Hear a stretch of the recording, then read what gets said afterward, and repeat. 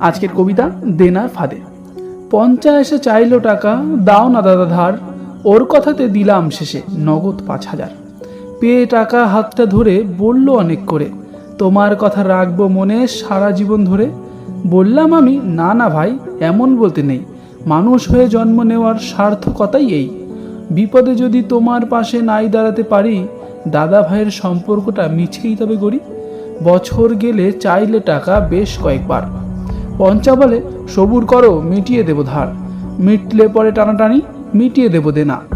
তুমি আমার আপন মানুষ, বহুদিনের চেনা। এখন পঞ্চা দেখলে আমায় পরে দেখি সরে, ত্রিসীমানায় ঘেঁষে না সে, কোথায় পাবো তারে। টাকাগুলো গচ্চা গেলেও গেল মানুষ চেনা, পঞ্চারা তো এই করেই মেটায় অন্যের দেনা।